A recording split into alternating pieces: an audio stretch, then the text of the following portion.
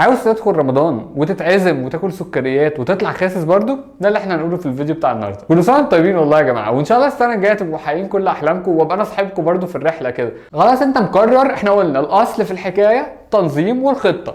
قرارك من اول يوم في رمضان، انا عايز ادخل رمضان اطلع خاسس شويه حلوين كده، اي حاجه اللي يجيب ربنا يبقى كويس، بس ما بقاش دم تقيل واقعد اقول لناس لا في العزومات ومش رايح وبتاع ومش عارف ايه. ادام ده قرارك فانا معاك فيه. يلا اقول لك هنعملها ازاي. اول حاجه الاسبوع 7 ايام، في 5 ايام هنعملهم دايت متوازن كده وجميل ولطيف وفيه اكل كويس، وفي يومين هم اللي هندخل فيهم عزومه في مره وسكريات حته كده انت نفسك فيها في مره. طيب 5 ايام الدايت هنعملهم ازاي؟ الدايت الهادي العادي الجميل. احنا قلنا بس مش هنبدا بسكريات ومش هنبدا بعصاير ومش هنبدا بتمر، هنبدا بترتيب الوجبه اللي احنا قلناها قبل كده.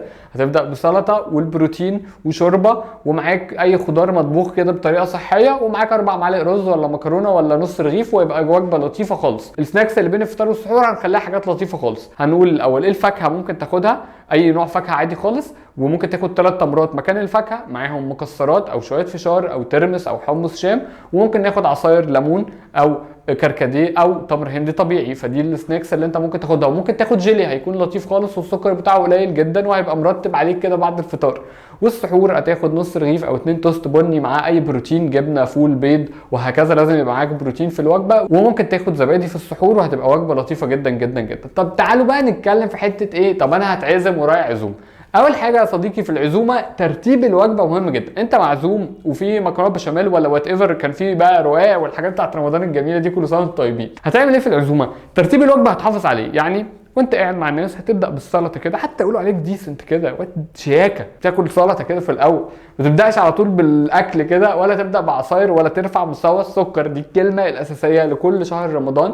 اوعى تبدا بعصير، اوعى تبدا بعصير. هتبدا بسلطه وتبدا بجزء من البروتين وتاخد نفسك كده، لو ينفع تقوم تصلي، لو ينفع تقوم تتحرك شويه، وبعد كده تاخد النشويات بقى اللي هي الغلط دي بقى، اللي هو بقى كان في بقى مكرونه بشاميل اللي كان في محاشي وكان في مش عارفه ايه. كل سنه طيب انت واحد قلت انا عادي هدخل ايه، اطلع من رمضان خفيف خفيف كده وتاكل منها عادي خالص، بس هتزود في البروتين وهتزود في الخضار جدا جدا جدا. اليوم اللي انت هتاكل فيه اكل دسم ودبتها خالص لدرجه ان انت كلت فعلا كميات كبيره وشبعت، مش هناخد سناكس خالص لحد السحور. واهم حاجه يا صديقي ان السحور يبقى من غير نشويات. في اليوم دوت هتتسحر باي بروتين، معاك جبنه قريش وفول وبيض ومعاهم خضار ومعاهم زبادي، وممكن تاخد معاهم ثمره فاكهه بقى في الاخر خالص، تبقى دي اخر حاجه وتصوم عليها على الاقل، هتبقى انت مرتاح ومعدتك مرتاحه. فدي لو كان في وجبه دسمه وفيها شويه دهون على ما حاجه مقليه على مش عارفه ايه، يبقى بس اللي هنعمله ان احنا هنشيل السناكس.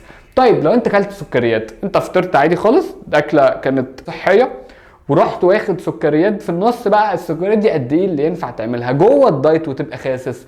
قطعه كده قد نص ايدك. وهنا ما ينفعش تيجي تقول لي لا دي قليله، احنا قلنا ان الاصل في الخطه والتنظيم. لو مش عاجبك استنى الفيديو اللي جاي، هقول فيه ازاي تاكل سكريات وازاي تثبت في رمضان. انما الفيديو ده انت بتتفرج عليا عشان تطلع من رمضان خاسس شويه، فممكن تاخد حته سكريات قد كده. ونفس الكلام اللي احنا قلناه في السحور، اكيد السحور هيكون من غير نشويات. هتتسحر مثلا جبنه قريش او بيض معاها خضار، وينفع تاخد معاها زبادي، بس هنا في السحور مش هتاخد اي فاكهه. وممكن تاخد دهون صحيه بعد السكريات، وقلنا يا ريت تاخد قرفه او شاي اخضر في الوقت دوت. وبرده اليوم اللي انت هتاخد فيه حاجه دسمه يا ريت تاخد بعديها شاي اخضر وهي تاخد فيها قرفه. في الاخر رمضان فرصه ذهبيه جدا ان انت تطلع من رمضان محقق حاجه كنت بتحلم بيها، بس لازم زي ما قلت لك المجد لمن امتلك الخطه.